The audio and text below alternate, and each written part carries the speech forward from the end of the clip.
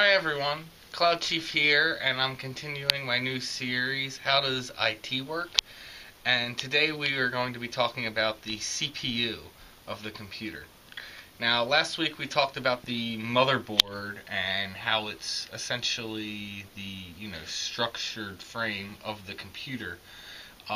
If you want to say that the computer is like a person, the motherboard would essentially be like the circulatory system and nervous system and the whole skeletal system of the computer.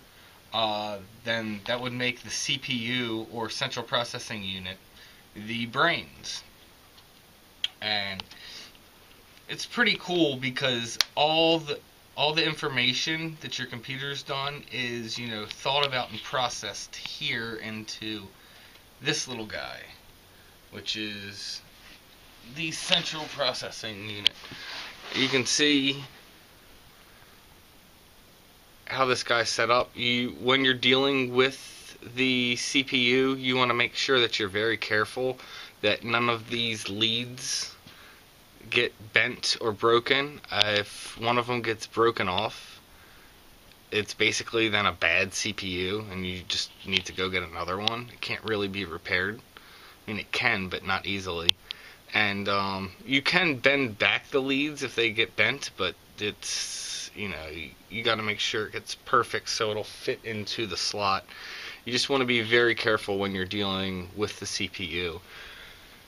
But the CPU is actually pretty cool, because if you're saying this is the brains, you might be wondering how it's wired up. And pretty much the CPU is nothing but millions or billions of these, depending on, obviously, the CPU. And this is called a transistor. And literally all a CPU is just millions or billions of these, set up and obviously a certain organized fashion so it can process everything.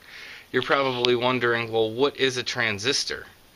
Since it just looks like a little chip. But really, all a transistor is this. Just on-off switch.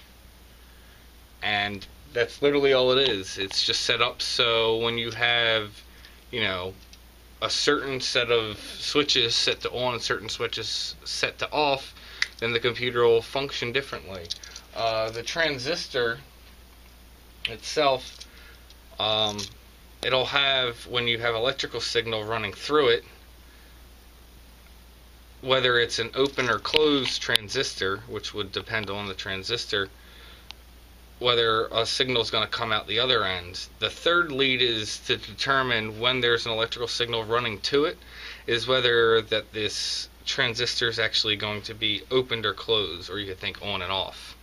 So it's just set up so you have millions of switches turning on and off, all, thousands, maybe even more than that, times a second. So it's pretty cool, and that's pretty much it. That's what makes up the brain of the computer and does all the processing for you. It's pretty basic considering all the everything that a computer can do. But that's pretty much it. Next week we will talk about hard drives, and I'll get into all that. I hope you got some value out of this, and may you have success in all you do.